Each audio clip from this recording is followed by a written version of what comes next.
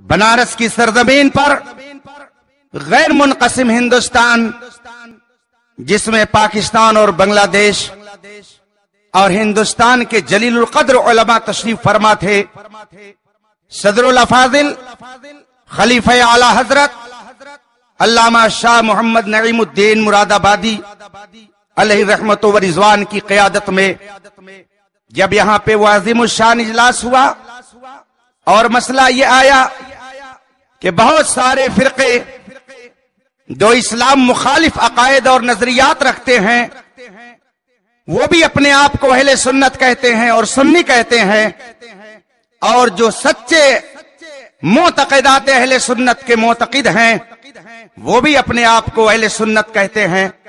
آخر یہ سچے اور جھوٹے جو دو طرح کے میدان میں پائے جا رہے ہیں، ان میں سے واقعی سچا کون ہے اور جھوٹا کون ہے، اس کی پہچان کیسے کی جائے؟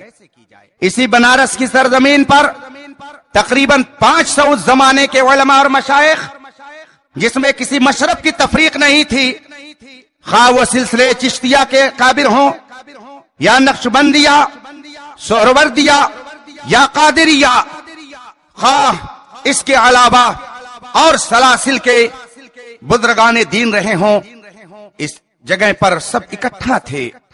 یہی بنارس کی سرزمین ہے۔ سب نے بالاتفاق یہ فرمایا تھا، تعریف کی گئی تھی سنی کون ہے اسی بنارس کی سرزمین پر۔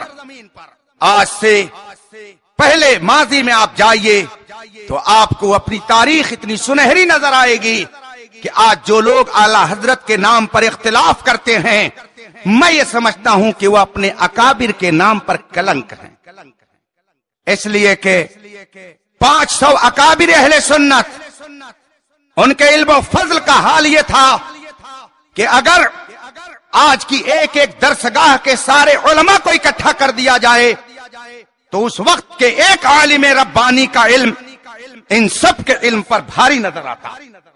ایسی شخصیتیں اس وقت جلوہ فگن تھی اور سب نے بالاتفاق یہ فرمایا تھا سنی کون ہے؟ مختصر لفظوں میں کہا تھا جو امام احمد رضا کے مسلک کا متبع ہے وہی سنی ہے۔ دوسرے لفظوں میں جسے ہم اور آپ آج مسلک اعلی حضرت کہتے ہیں، آج سے 50 سال پہلے یہ بات طے کر دی گئی کہ اب کسی اختلاف کی ضرورت نہیں ہے، سنیت کی پہچان ہندوستان میں امام احمد رضا کی ذات قرار دی گئی۔ آج یہ سنی کانفرنس میں یہ سمجھتا ہوں پھر اس عہد و پیمان کی تجدید کر رہی ہے کہ آج ہندوستان میں سچے مسلمان صرف اہل سنت و جماعت ہیں، یہ سب سچے ہیں، اور ان سارے سچوں کے پیشوا یہ کانفرنس طے کر رہی ہے ہمارے تاج الشریعہ جانشین اعلی حضرت۔ بے شک، سبحان اللہ۔ وہ ہم سنیوں کے ہندوستان کے اندر عظیم قائد ہیں، اور اگر میں ان کے حوالے سے بیان کروں تو آپ حیرت میں پڑیں گے۔ ابھی میں رمضان شریف میں مسجد نبوی کے اندر فجر کی نماز پڑھ کر بیٹھا تھا۔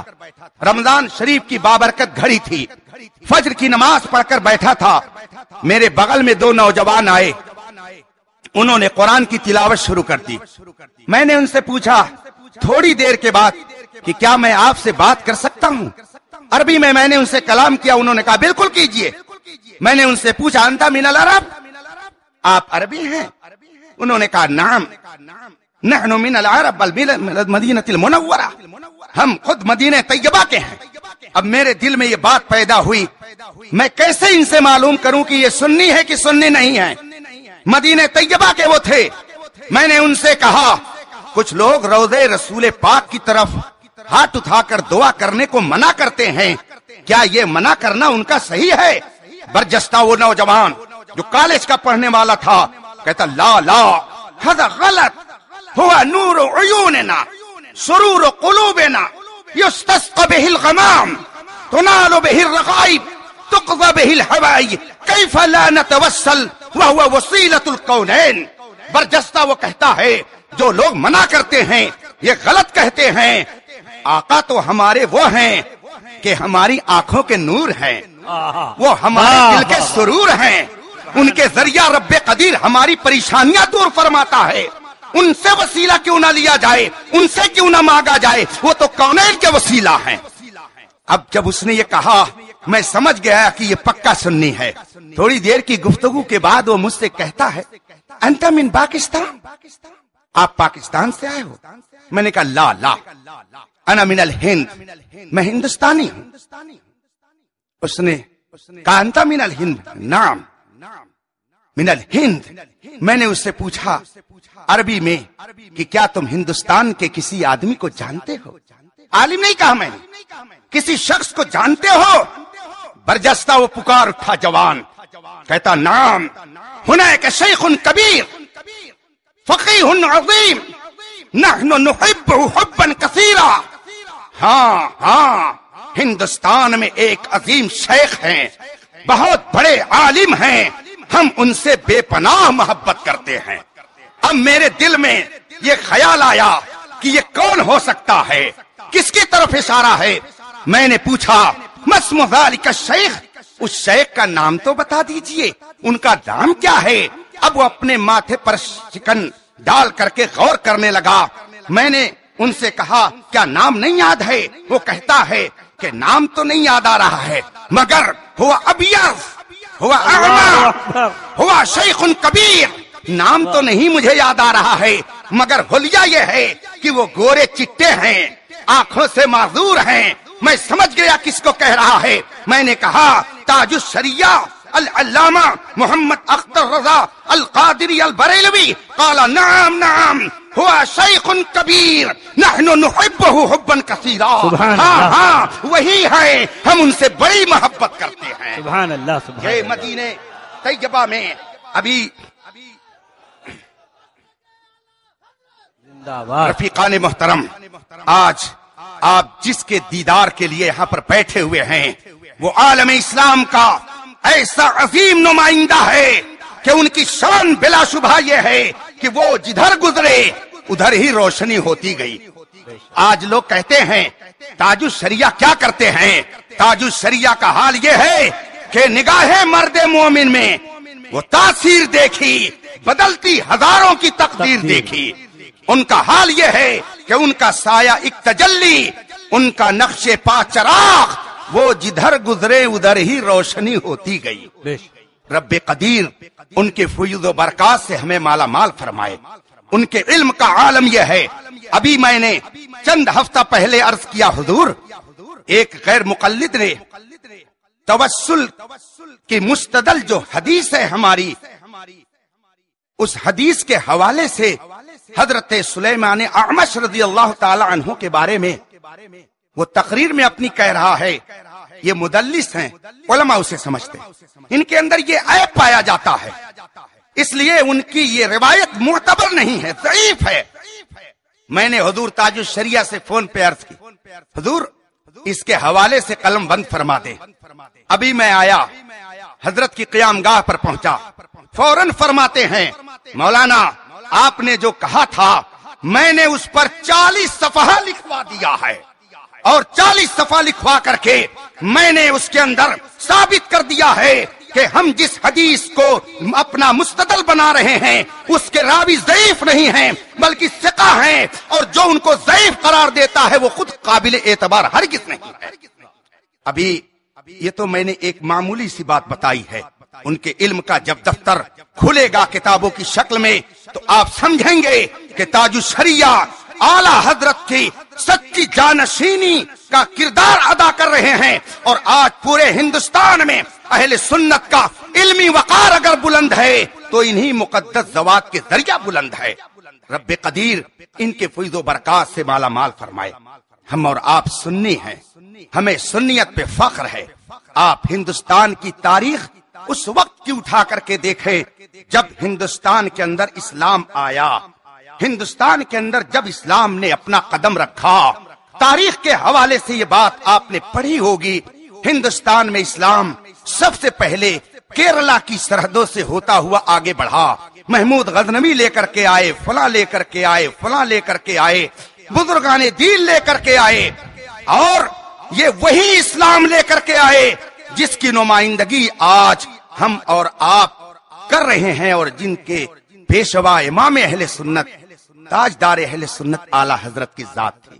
جو لوگ یہ کہتے ہیں کہ تمہارا مذہب نیا ہے، تمہارا مسلک نیا ہے، آپ دستاویز ہندوستان کے اٹھا کر کے دیکھیے. جب اسلام ہندوستان میں آیا، ہندوستان کے اندر مسلم حکمراں آئے، دستاویز اٹھا کر کے آپ دیکھیے، آپ کو ہندوستان کے پرانی دستاویز میں کہیں پر کوئی اور مکتب فکر آپ کے سامنے نہیں آئے گا. صرف مذہب حق اہل سنت و جماعت نظر آئے گا. باقی جتنے فرقے ہیں ان کا وجود اگر آپ دیکھیں گے تو بعد کے ادوار میں وہ آپ کو ملیں گے. حتیٰ کہ آج بھی ہندوستان کے مسلم پرسنل لا میں کسی غیر مقلد کی کوئی مذہبی کتاب نہیں داخل ہے، بلکہ اہل سنت اور فقہ حنفی کی ہی معتبر کتابیں ہیں، جس کے مطابق ہندوستان کے مسلم پرسنل لا میں اسلامی قوانین پر جب گفتگو کرنی ہوتی ہے تو ان کتابوں کی طرف رجوع کیا جاتا ہے.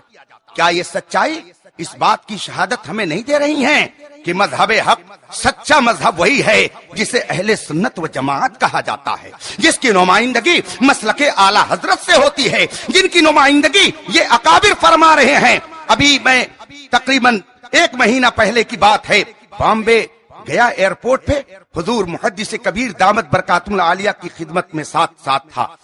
حضرت عصر کی نماز پڑھ کر کے ضرورت سے گئے استنجا خانے کی طرف. 2 بیٹھے ہوئے تھے، شکل و صورت سے تو غیر ہی لگ رہے تھے. گھٹا پیشانی پر ان کے جیسی ان کی وضاحت ہوتی ہے. ایک مجھ کو بلاتا ہے اور کہتا ہے بابو یہ بتاؤ کہ یہ کون شخصیت ہے، یہ کون شخصیت ہے؟ میں نے کہا یہ شہزادے صدر الشریعہ ہیں، محدث کبیر ہیں، علامہ ضیاء المصطفیٰ ہیں. دوسرا کہتا ہے یہی علامہ ضیاء المصطفیٰ ہیں. میں نے کہا جی ہاں. کہا ان کی شخصیت تو بہت بڑی ہے، ہم نے ان کا بڑا نام سنا ہے، یہ دین کے بہت بڑے عالم ہیں. ہم نے کہا آپ کہیں یا نہ کہیں مگر ہمارے محدث کبیر ایسے عالم ربانی ہیں کہ ان کا علم آج ساون بھادو کی طرح پوری دنیا میں برستا نظر آتا ہے. بے شک یہ وہ مقدس شخصیت ہے. لوگ کہتے ہیں یہ تنہا ہے، یہ تنہا ہے. ذرا دیکھیے تو یہ نورانی چہرے. کہنے والے کہتے ہیں محدث کبیر علامہ ضیاء المصطفیٰ تاج الشریعہ تنہا ہے. کتنی عجب بات ہے. گر نبینت بروز شپرے چشمہ آفتاب رات سور. اگر دن میں چمگادڑ کی آنکھ نظر اس کی آنکھ نہیں دیکھتی ہے تو اس میں آفتاب کا کیا قصور ہے؟ ہمارے تاج الشریعہ علم و فضل کے آفتاب و ماہتاب ہیں. ہمارے محدث کبیر علم و حکمت کے آفتاب و ماہتاب ہیں. کون دیکھے گا؟ آنکھ والے تیرے جلوے کا تماشا دیکھیں. دیدے کور کو کیا ہے نظر کیا دیکھے. یہ علماء نہیں ہیں، یہ سب وہ ہیں جو تاج الشریعہ کی غلامی پہ فخر کرتے ہیں. وہ جدھر جائیں. آج تو سنی کانفرنس کرنے والے یہ سمجھ رہے ہوں گے کہ ہم نے دعوت دی اتنے علماء آ گئے، مگر حقیقت کی نظر سے اگر دیکھو تو کہنا پڑے گا کہ دعوت آپ نے نہیں دی ہے. آج تو حقیقت میں دائی تاج الشریعہ ہے. واہ واہ بے شک. آج دعوت ان کی ہے. ہم سب آج ان کے میزبان ہیں، ہم سب آج ان کے مہمان ہیں. اور آج وہ ہماری میزبانی کیسے کریں گے؟ پہنچائیں گے انشاءاللہ غوث پاک انشاءاللہ تعالی. ابھی جب ہاتھ میں ہاتھ دے کر کے آپ ان سے جڑیں گے تو انشاءاللہ یہ سلسلہ پہنچے گا اعلی حضرت تک، اعلی حضرت سے غوث اعظم تک، غوث اعظم سے رسول پاک تک آپ کو پہنچانے کے لیے یہ آپ کی کوشش. رب تبارک و تعالی میری ان باتوں کو قبول فرمائے. وآخر دعوانا ان الحمدللہ رب العالمین. السلام علیکم.